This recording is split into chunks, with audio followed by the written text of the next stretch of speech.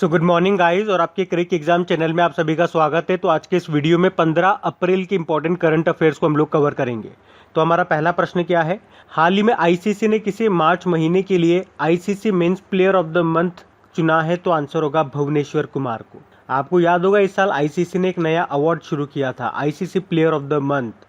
तो मार्च महीने के लिए ICC men's player of the month का अवार्ड मिला भुवनेश्वर कुमार को, और इसी तरह से ये लगातार तीसरे भारतीय बन गए ये अवार्ड पाने वाले, क्योंकि जनवरी और फरवरी मंथ का अवार्ड भी भारतीय खिलाड़ी को ही मिला था। अब जनवरी और फरवरी का किन्हें मिला था ये मैं आपको बताऊं, उससे पहले ये देख लो कि मार्च महीने का ICC men's player of the month का अवार्ड तो मिला है भुवनेश्वर कुमार को, जबकि मार्च महीने का ICC women's player of the month का अवार्ड किसे मिला? साउथ अफ्रीका की लिजेल ली को। तो ये तो बात हो गई मार्च महीने की। अगर आपको याद हो तो जनवरी मंथ का किसे मिला था? अगर मेंस में बात करेंगे तो ऋषभ पंत को, वुमेन्स में बात करेंगे तो शबनम इस्माइल जो कि साउथ अफ्रीका की खिलाड़ी हैं। फरवरी मंथ की बात करेंगे तो मेंस में मिला था रविचंद्रन अश्विन को, और वुमेन्स में मिला था टेमी ब्यूमॉन्ट को जो कि इंग्लैंड की खिलाड़ी है। और मार्च महीने का अभी हमने देखा, मेंस में तो भुवनेश्वर कुमार और वुमेन में लिजेल ली को जो कि साउथ अफ्रीका की खिलाड़ी है। तो ये तीनों महीने के आपको याद रखने हैं। बाकी आईसीसी की बात करें तो आईसीसी का हेडक्वार्टर है दुबई, इसके सीईओ है मनु साहनी, इसके चेयरमैन ग्रेग बार्कले हैं जो कि न्यूजीलैंड के हैं। बढ़ते हैं आगे। फिर है, हाल ही में नाडा के महानिदेशक कौन बन गए हैं? नाडा यानी कि नेशनल एंटी डोपिंग एजेंसी। तो आंसर होगा सिद्धार्थ लॉन्गजाम। तो आईएएस अधिकारी हैं ये सिद्धार्थ सिंह लॉन्गजाम, और ये होंगे नाडा के नए डायरेक्टर जनरल, जो कि किसकी जगह लेंगे? नवीन अग्रवाल की जगह लेंगे। अच्छा, नाडा ने किसे अपना ब्रांड एम्बेसडर बनाया था? सुनील शेट्टी को बनाया था। बाकी एस रमन की बात करेंगे तो सिडबी के सीएमडी बने, Atish Chandra Food Corporation of India के अध्यक्ष बने, और NV Ramana chief justice of India बने हमारे 48 नंबर के। 47 नंबर के थे शरद अरविंद बोबड़े। तो इस प्रश्न से सिद्धार्थ लॉन्गजाम का नाम याद रखना। बढ़ते आगे। फिर है, देश का पहला राज्य कौन सा बन गया है जिसने अपने टेक्स्ट बुक के लिए ई लाइब्रेरी तैयार की है? तो आंसर होगा बिहार। तो अभी बिहार देश का ऐसा पहला राज्य बन गया है जिसने कक्षा 9 से 12वीं तक का सिलेबस और कक्षा 1 से 8वीं तक की सभी किताबों की ई लाइब्रेरी तैयार कर दी है। मतलब अब डिजिटल फॉर्मेट में भी ये आपको मिल सकेंगी। तो बिहार शिक्षा परियोजना परिषद और यूनिसेफ ने इसे मिलकर तैयार किया है। इसके अलावा हर चैप्टर के अलग अलग वीडियो भी आपको यहाँ पे मिलेंगे। बाकी आपको याद होगा भी भारत की पहली चेस एकेडमी ये भुवनेश्वर में खोली गई है, उड़ीसा के भुवनेश्वर में। और भारत का पहला एफपीओ पोर्टल ये लॉन्च किया गया उत्तर प्रदेश सरकार के द्वारा। एफपीओ मतलब फार्मर प्रोड्यूसर ऑर्गेनाइजेशन। और भारत का पहला वन चिकित्सा केंद्र का उद्घाटन किया अभी उत्तराखंड में। लेकिन यहाँ पे बात है बिहार की, तो ये रहा मैप में बिहार। देखो बिहार की कैपिटल क्या है? पटना। मुख्यमंत्री कौन है? नीतीश कुमार, और गवर्नर है फागू चौहान। और यहाँ पे आपको 2 डेप्यूटी सीएम मिलेंगे, एक तो तारकिशोर प्रसाद है और एक रेणु देवी है जो कि बिहार की पहली महिला डेप्यूटी सीएम बनी है। यहाँ के चीफ जस्टिस संजय करोल है। उसके अलावा भी बिहार सरकार ने घोषणा की थी कि विकलांग लोगों को बसों में 50 किलोमीटर तक की निःशुल्क यात्रा दी जाएगी। और अभी 2 हरित ऊर्जा कुशल शहर वाला भारत का पहला राज्य बना बिहार। और वो 2 कुशल शहर कौन से हैं? राजगीर और बोधगया। और राजगीर से आपको याद आता होगा पूर्वोत्तर भारत का पहला ग्लास ब्रिज ये बना है नालंदा जिले के राजगीर में। और इथेनॉल संवर्धन नीति को लागू करने वाला देश का पहला राज्य आपका बिहार बना है, जबकि भारत के पहले इथेनॉल प्लांट की स्थापना ये की जाएगी छत्तीसगढ़ में। अभी उद्यान महोत्सव 2021 का आयोजन भी किया गया था बिहार में। उसके अलावा भारत का पहला एकमात्र डॉल्फिन वाइल्ड लाइफ सेंचुरी आपको मिलेगा बिहार में, जिसको कहते हैं Vikramshila Gangetic dolphin wildlife sanctuary. और अभी पटना में ही भारत का पहला डॉल्फिन रिसर्च सेंटर भी खुला है। याद रखना, मधुबनी पेंटिंग ये किस राज्य की है? तो बिहार की है। और किस नदी को बिहार का शोक कहते हैं? तो कोसी नदी को कहते हैं। और बिहार के भागलपुर में खुलेगा राज्य का पहला कछुआ पुनर्वास केंद्र। देखो बिहार में आपको वाल्मीकि नेशनल पार्क मिल जाएगा, राजगीर वाइल्ड लाइफ सेंचुरी आपको मिल जाएगा, कैमूर वाइल्ड लाइफ सेंचुरी आपको यहाँ पे मिल जाएगा। अच्छा, बिहार दिवस कब मनाया जाता है? 22 मार्च को, और 22 मार्च को एक और डे भी होता है, वर्ल्ड वाटर डे, तो ये भी याद रखना। बढ़ते हैं आगे। फिर बताइए दुनिया का पहला देश कौन सा है जो 7 अजूबों में शामिल जीसस क्राइस्ट से भी ऊंची प्रतिमा बना रहा है? तो आंसर होगा ब्राज़ील।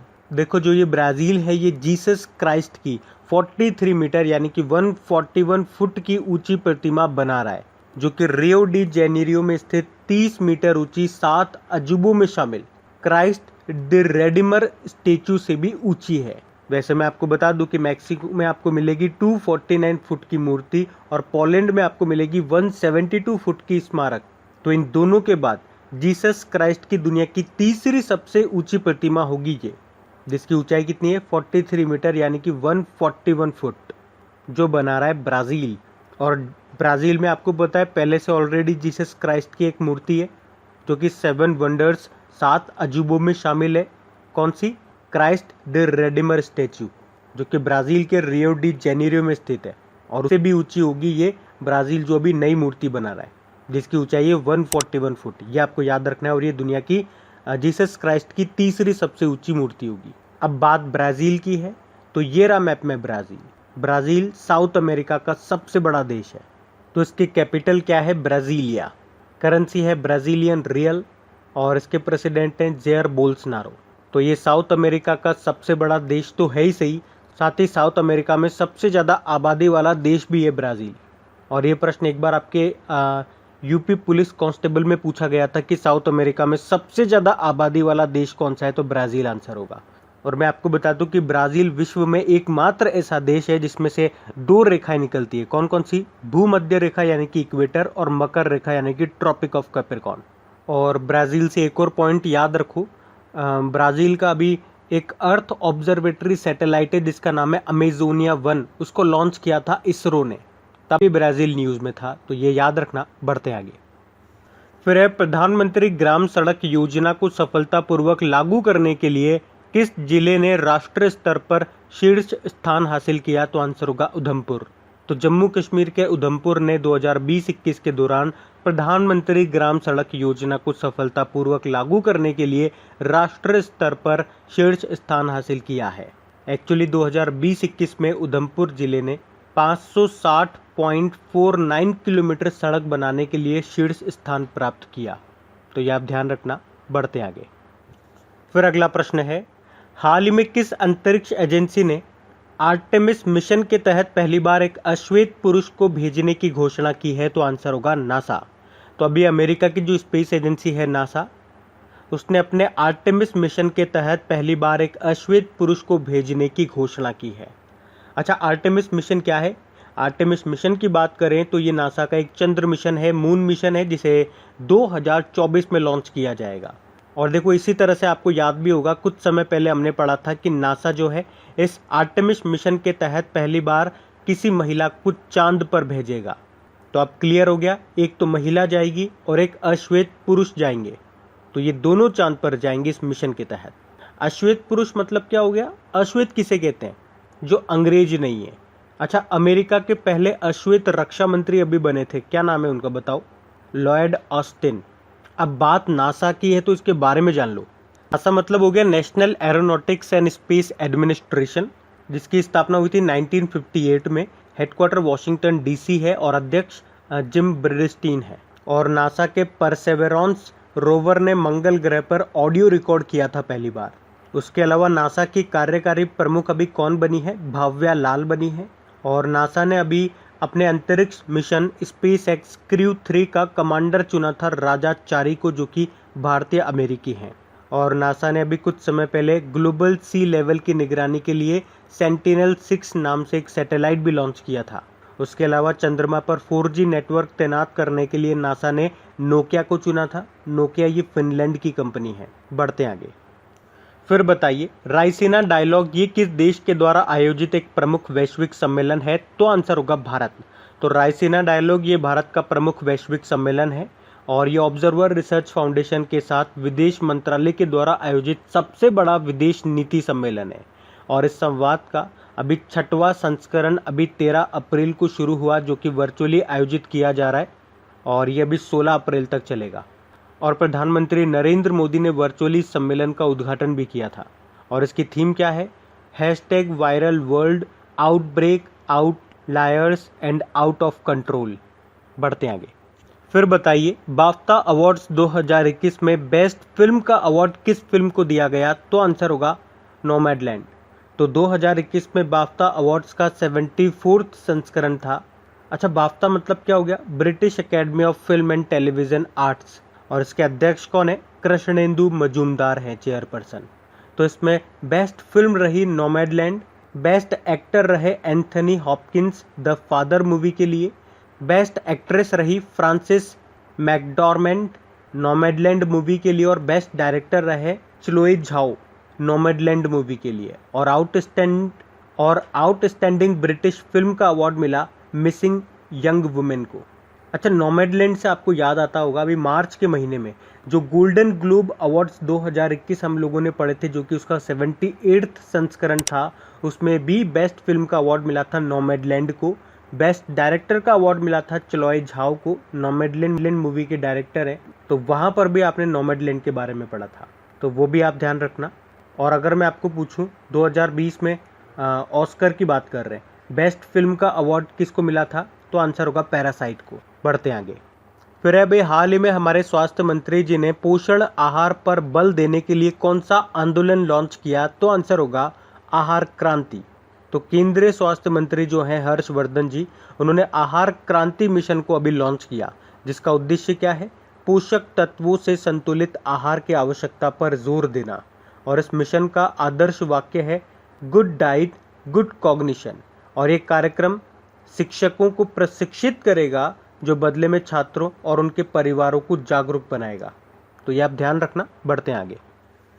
फिर बताइए, हाल ही में गिनीज वर्ल्ड रिकॉर्ड की ओर से यासुको तमाकी को किस वर्ष की उम्र में सबसे उम्र दराज ऑफिस मैनेजर का सर्टिफिकेट दिया गया? तो आंसर होगा 90 ईयर।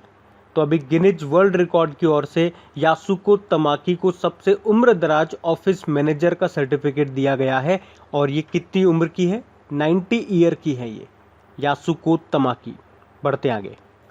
फिर है, हाल ही में किस देश में लक्सर के खोए हुए सोने के शहर को खोज लिया है? तो आंसर होगा मिस्र में। तो अभी मिस्र में पुरातात्विदों ने लक्सर के खोए हुए सोने के शहर को खोज लिया है। तो 3400 साल पुराने शाही शहर का निर्माण अमेनहॉटप तृतीय के द्वारा किया गया था।